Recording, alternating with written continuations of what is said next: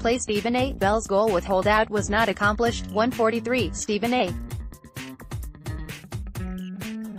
Smith and Tedy Bruschi consider Le'Veon Bell's holdout a failure because he didn't establish a new market for playmakers such as he.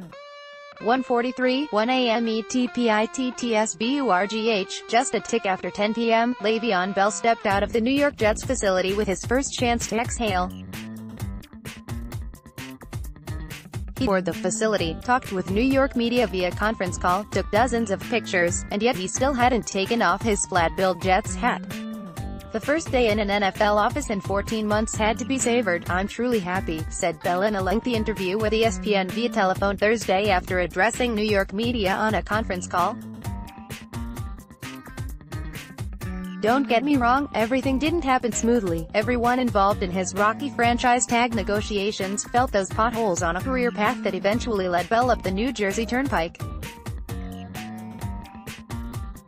The Pittsburgh Steelers carried resentment over Bell's year-long holdout, and Bell attempted to block out waves of criticism about his decision to keep $14.5 million in an owner's coffer instead of his own wallet. Free agency is off and running.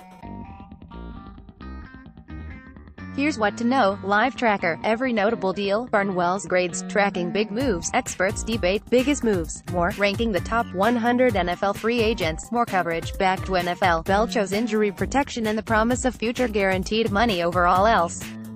Living by that conviction through an entire NFL season was one of the hardest things he has ever done.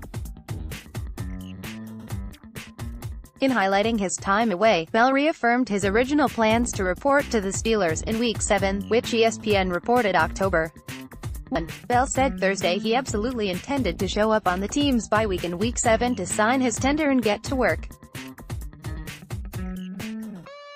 But shortly before then, Bell learned that he didn't need to play any games to hit free agency.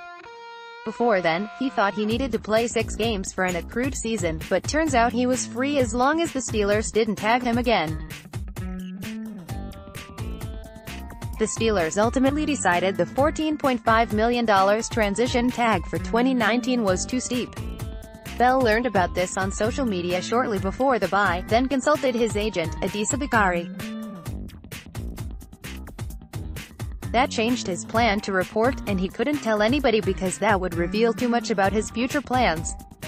In Week 10, The Athletic reported that Bell gleaned new information in the process that kept him away. "That was the biggest mix-up the whole time," Bell said. "I thought I had to sit out until Week 10 or else they can tag me again. Around before the bye week, that's when I found out I didn't have to play." The Steelers never did approach him about a trade before the October 30 deadline, so Bell ruled that out. But he left open the chance to suit up in Pittsburgh once more. Early in Week 10, Bell flew to Pittsburgh sort of on a whim. He was hanging out in his area home. He tried playing basketball to clear his mind. In the days before the team's 52-21 win over the Carolina Panthers, Bell was on his couch and ready to grab his car keys for a trip to the facility.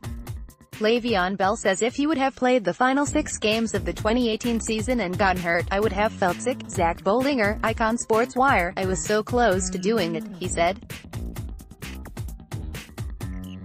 "At the same time, I was so torn.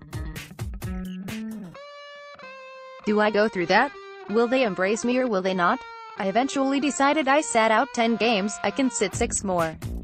At the time, the team was malfunctioning, having problems, a lot of blame on me. I didn't want to come back and not feel welcome." The way Bell said it, the only benefit of playing last year was in a lesser role, not his normal 25 touch per game workhorse pace. Bell didn't want to take that chance. "If I went out there for the last 6 games and got hurt, I would have felt sick," he said. So he reveled in the year off, ramping up his training routine around November. He spent time with family, traveled to Los Angeles and his hometown of Columbus, Ohio. He was at ease knowing he'd gained a position of flexibility. Bell and his camp believed the Steelers would not want to deal with a transition tag that would limit cap flexibility and presented major challenges in pulling off a trade. All this set the stage for Bell to try to reset the running back market. Bell got $25 million guaranteed on his 4-year, $52.5 million deal with the Jets, which is slightly more than Cardinals running back David Johnson, $24.682 million, but it's hard to ignore the money Bell left at Pittsburgh. Bell's 5-year, $70 million offer from the Steelers last offseason would have netted him around $45 million over the first 3 years, though the salaries were not guaranteed. That's a $19 million difference from the $26 million he can earn in the first 2 years with the Jets. What you need to know about the Pittsburgh Steelers.